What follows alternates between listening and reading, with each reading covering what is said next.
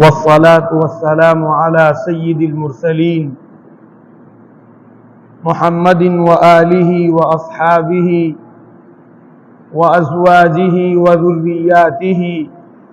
وأهل بيته أجمعين، أما بعد. أعوذ بالله من الشيطان الرجيم، بسم الله الرحمن الرحيم. لقد من الله على المؤمنين إذ بعث فيهم رسولا منهم يتلو عليهم آياته ويزكيهم ويعلمهم الكتاب والحكمة. وقال في موضع آخر بعد أعوذ بالله من الشيطان الرجيم: فلا وربك لا يؤمنون حتى يحكموك فيما شجر بينهم ثم لا يجدوا في أنفسهم حرجا مما قضيت ويسلموا تسليما. وقال في موضع آخر بعد أعوذ بالله من الشيطان الرجيم: قل إن كنتم تحبون الله فاتبعوني يحببكم الله ويغفر لكم ذنوبكم والله غفور رحيم. صدق الله العظيم. وقال رسولنا وإمامنا محمد صلى الله عليه وسلم: لا يؤمن أحدكم حتى أكون أحب إليه من والده وولده والناس اجمعین، او کما قال صلی اللہ علیہ وسلم. محترم بزرگوں اور عزیز دینی اور ایمانی بھائیوں، دنیا پر اللہ رب العزت نے جو بڑے بڑے احسانات فرمائے ہیں، ان احسانات میں سے ایک بڑا احسان دنیا پر اور تمام دنیا میں بسنے والے انسانوں پر جو فرمایا ہے، وہ آقا نامدار تاجدار بطحا محمد الرسول اللہ صلی اللہ علیہ وسلم کی بعثت اور آپ کی ولادت اور آپ کا دنیا میں بھیجنا ہے. قرآن میں اللہ رب العزت نے اس کو احسان بتلایا، فرمایا: لقد من اللہ علی المؤمنین. اللہ رب العزت نے اہل ایمان پر احسان فرمایا.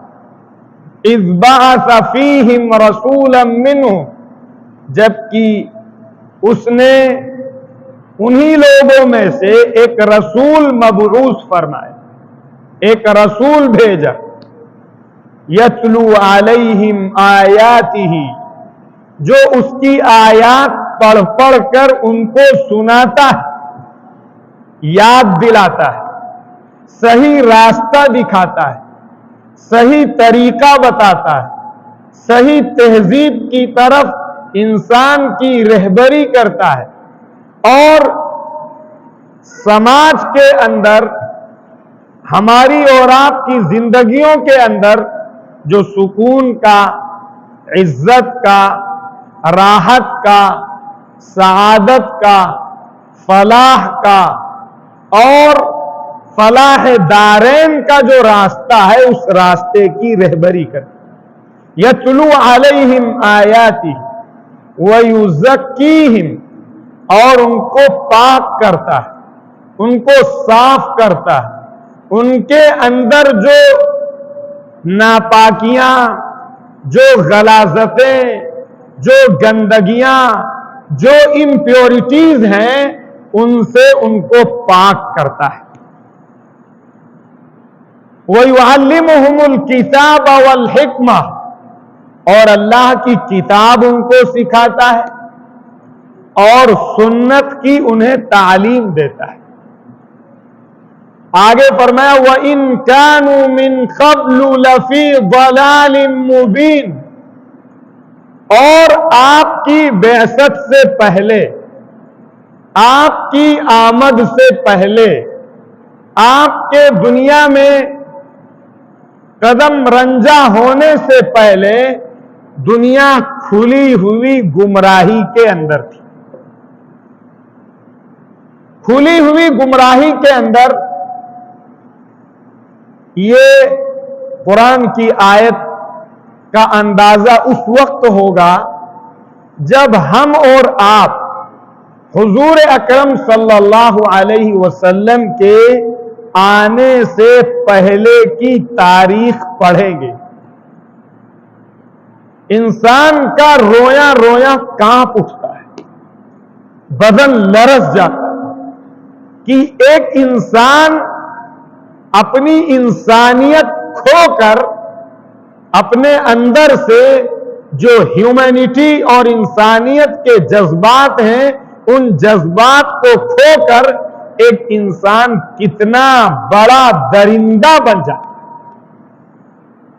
تاریخ پڑھیے آپ، جو اس وقت کی کلچرڈ تہذیب یافتہ حکومتیں تھیں، ان حکومتوں کے اندر کیسے ظلم ہوتا ہے، کیسے انسانیت ان کے اندر مردہ ہو چکی تھی. لکھا ہے کتابوں میں کہ جب کسی کے یہاں بڑی کوئی پارٹی ہوتی تھی، کوئی فنکشن اور کوئی پروگرام ہوتا تھا، تو اس فنکشن اور پروگرام کے موقع پر کوئی صاحب بڑا ذمہ دار ہے، بڑا اثر و رسوخ والا ہے، یا بادشاہ کے یہاں کوئی پارٹی ہے، وزیر کے یہاں، منسٹر کے یہاں کوئی پارٹی ہے، تو اس پارٹی میں دسترخوان سجتا تھا، کھانے اور پکوان لگائے جاتے،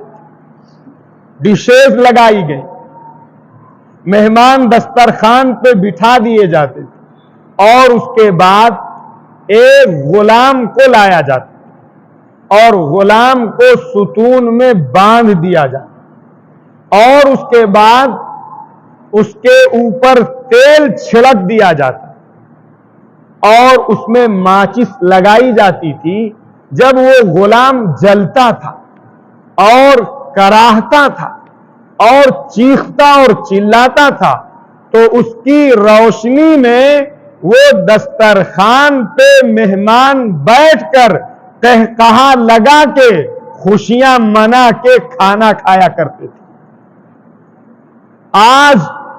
ہم اور آپ یا کوئی اور کمیونٹی، انسان چھوڑ دیجئے، ہمارے آپ کے سامنے اگر کوئی جانور بھی آگ کے اندر جل رہا ہوگا، چیخ اور چلا رہا ہوگا، تو میں سمجھتا ہوں کہ ہو سکتا ہے آپ اور ہم میں سے کوئی انسان کھانا کھا سکے. انسان بے چین ہو جائے گا، بے قرار ہو جائے گا، کس طریقے سے اس جانور کو، اس پشو کو آگ سے نکالا جائے، اس کو راحت پہنچائی جائے. اس کو تڑپتے ہوئے دیکھ کر، اس کو چیختے ہوئے دیکھ کر،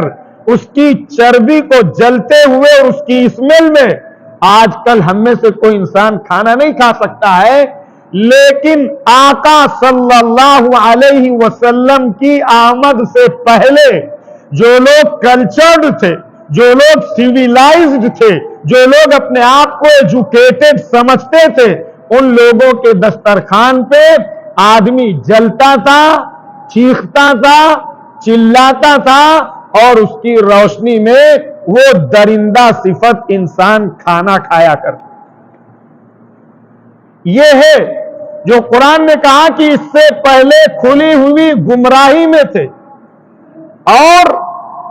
تمام قسم کی برائیاں، زناکاری، چوری، ڈکیتی، یہ ان کا پروفیشن تھا، یہ ان کا کاروبار تھا. اور بہت ہی زیادہ غلط کاریاں، بےہودہ اعمال، انسان کے اندر سے انسانیت کا مردہ ہو جانا، یہ ساری چیزیں ہو چکی تھی جب ہم سب کے آقا تاجدار بطحا احمد مجتبی محمد الرسول اللہ صلی اللہ علیہ وسلم تشریف لائے۔ آپ نے لوگوں پر محنت کی، لوگوں کو انسانیت کا سبق سکھایا، لوگوں کے دلوں میں اللہ کا خوف پیدا کر کے ایک انسان کو دوسرے انسان کے برابری کا درجہ دیا، اونچ نیچ، بھید بھاؤ اور تمام قسم کی جو برائیاں اس دور میں تھیں، ان کو ساری برائیوں کو ختم کرنے کے لیے آپ نے پوری انتھک کوشش کی۔ ہم آپ تصور نہیں کر سکتے کیسے مظالم اور کیسے کیسے درندہ صفت انسان تھے۔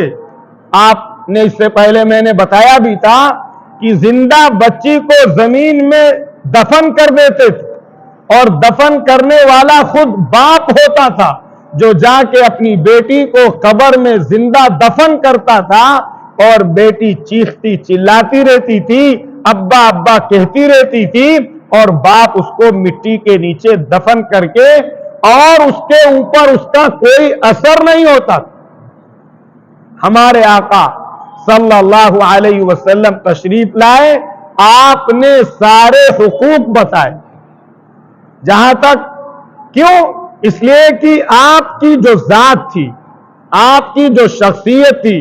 وہ ساری انسانیت کے لیے رحمت تھی،